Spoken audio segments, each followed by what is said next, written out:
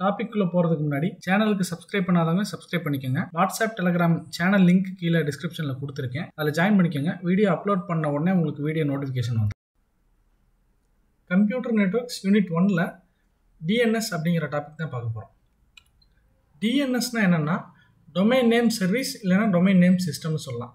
So இது ரொம்ப ஷார்ட்டாக சொல்லணும்னா ப்ரௌசர் வந்து ஒரு யூஆர்எல் கொடுத்துச்சுன்னா அந்த யூஆர்எலுக்கு உண்டான ஐபி அட்ரஸை இது ரிட்டர்ன் பண்ணும், அவ்வளோதான் இந்த டிஎன்எஸ்.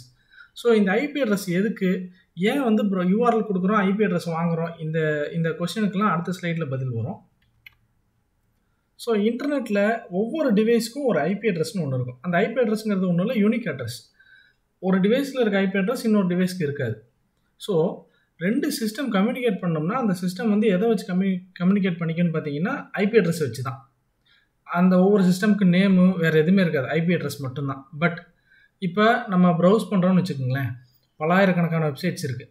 ஒவ்வொரு வெப்சைட்டோட இந்த நம்பர் பாருங்கள், 142.25.0.19.0.78 அப்படிங்கிறது ஞாபகம் வச்சுக்க முடியுமா? முடியாது. ஸோ அதனால தான் டிஎன்எஸ்னு ஒரு கான்செப்ட் கொண்டு வந்தாங்க. இந்த டிஎன்எஸ் என்ன பண்ணும் அப்படின்னு பார்த்தீங்கன்னா, ரொம்ப ஷார்ட்டாக சொன்னால், ஒரு வெப்சைட் வந்து இன்டர்நெட்டில் ரெஜிஸ்டர் பண்ணுறாங்க, எனக்கு இந்த மாதிரி ஒரு வெப்சைட் வேணும், ஃபார் எக்ஸாம்பிள் அந்த வெப்சைட் வேணும் அப்படின்னா டிஎன்எஸில் வந்து எல்லாம் பேக்ரவுண்டில் நடக்கும். டிஎன்எஸில் வந்து இந்த வெப்சைட்டுக்கூட சர்வர் இங்கே இருக்குது, அந்த சர்வரோட ஐபி அட்ரஸ் இது, இந்த ஐபி அட்ரஸ்க்கு இந்த டொமைன் நேம் கேட்குறாங்க. ஃபார் எக்ஸாம்பிள் இதில் வந்து google.comனு இருக்குது எக்ஸாம்பிளுக்கு, இந்த டொமைன் கேட்குறாங்க அப்படின்னோடனே எல்லாம் அப்ரூவ் ஆயிடுச்சுன்னா இந்த டிஎன்எஸ் சர்வரில் இந்த டொமைன் நேமுக்கு, ஃபார் எக்ஸாம்பிள் www.example.comனு ஒரு டொமைன் வச்சுக்கோங்க, இந்த டொமைனோட ஐபி அட்ரஸ் இது அப்படின்னு சொல்லி ஒரு ரெக்கார்டு இருக்கும். ஸோ அந்த மாதிரி ஒவ்வொருத்தருடைய வெப்சைட்டோடைய டொமைன் நேம் அட்ரஸ்ஸு அப்புறம் அதோட ஐபி அட்ரஸ் வந்து அந்த டொமைன் நேம் சர்வரில் இருக்கும்.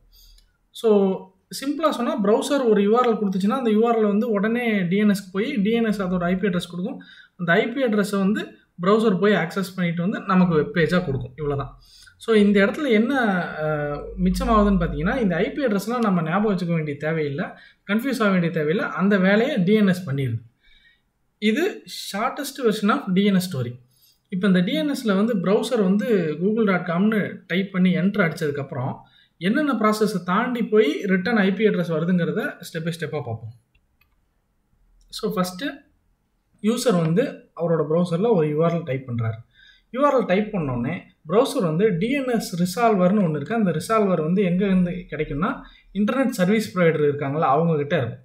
ஸோ இது எல்லாமே கிட்டத்தட்ட வந்து ஒரு சாஃப்ட்வேர் அப்ஸ்ட்ராக்ஷன் தான், கண்ணுக்கு தெரியாது, எல்லாமே கோடிங் தான் அப்படின்னு வச்சுக்கோங்க. ஸோ அந்த யூஆர்எல் வந்து டிஎன்எஸ் ரிசால்வருக்கு போகும்.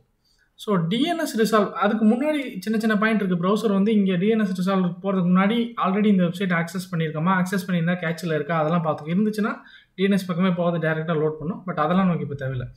யூஆர்எல் டைப் பண்ணோன்னே டிஎன்எஸ் ரிசால்வருக்கு சென்ட் பண்ணும். ஸோ அந்த டிஎன்எஸ் ரிசால்வர் என்ன பண்ணும், ரூட் டிஎன்எஸ் சர்வருக்கு அனுப்பிச்சி விடும். அந்த ரூட் டிஎன்எஸ் சர்வர்லேயும் ஐபி அட்ரஸ் லிஸ்ட் இருக்காது. அந்த ரூட் டிஎன்எஸ் சர்வர் என்ன பண்ணும், மறுபடியும் top level domain server, TLD சர்வர்னு சொல்லுவாங்க. ஸோ அந்த டிஎல்டி சர்வருக்கு அனுப்பிச்சி விடும். அந்த டிஎல்டி சர்வர் வந்து அத்தாரிட்டேட்டிவ் டிஎன்எஸ் சர்வருக்கு அனுப்பிச்சி விடும். இந்த அத்தாரிட்டேட்டிவ் டிஎன்எஸ் சர்வரில் தான் உங்களோட மொத்த டேட்டா இருக்கும், ஒவ்வொரு வெப்சைட்டோடைய யூஆர்எல், அப்புறம் அந்த வெப்சைட் ஹோஸ்ட்டாக இருக்கிற, அதாவது அந்த வெப்சைட்டோட ஃபைல்ஸை வந்து ஸ்டோர் பண்ணி வச்சுருக்கிற கம்ப்யூட்டரோட ஐபி அட்ரஸ், அது எல்லாமே அந்த அத்தாரிட்டேட்டிவ் டிஎன்எஸ் சர்வரில் தான் இருக்கும். ஸோ ஒன்ஸ் அந்த டிஎன்எஸ் சர்வர் ரெக்வஸ்ட் ரிசீவ் பண்ணோடனே அதை செக் பண்ணி ஓகே இந்த யூஆர்எல் கேட்டிருக்காங்க, இதுதான் ஐபி அட்ரஸ்ன்னு சொல்லி கண்டுபிடிச்சி டேரெக்டாக டிஎன்எஸ் ரிசால்வருக்கு அனுப்பிடும். டிஎல்டிக்கோ ரூட் டிஎன்எஸ்க்கோ போகுது, டேரெக்டாக டிஎன்எஸ் ரிசால்வருக்கு அனுப்பிச்சிடும். ஸோ உடனே டிஎன்எஸ் ரிசால்வர் என்ன பண்ணும், டேரெக்டாக ப்ரௌசருக்கு அனுப்பிச்சிடும். ப்ரௌசர் இதை வாங்கினதுக்கப்புறம் டேரெக்டாக அந்த ஐபி அட்ரஸை ஹிட் பண்ணும். அப்புறம் தான் அந்த சர்வர் வந்து உங்களுக்கு வெப்பேஜை கொடுக்கும். ஸோ இத்தனை ப்ராசஸும் ஒரு செகண்டில் நடக்கும். இதுதான் வந்து டொமைன் நேம் சிஸ்டமுடைய எலாபரேட் எக்ஸ்பிளனேஷன். இதில் வந்து ஒரு ரியல் டைம் எக்ஸாம்பிள் கொடுத்துருக்காங்க. ஒரு யூஆர்எல் கொடுக்குற ப்ரௌசரில் அந்த ப்ரௌசர் வந்து டிஎன்எஸ் ரிசால்வருக்கு போய் அந்த டிஎன்எஸ் ரிசால்வர் ஐபி அட்ரஸ் கண்டுபிடிச்சி ப்ரௌசர் கொடுக்குது, ப்ரௌசர் அந்த பேஜ் ஓப்பன் பண்ணுது.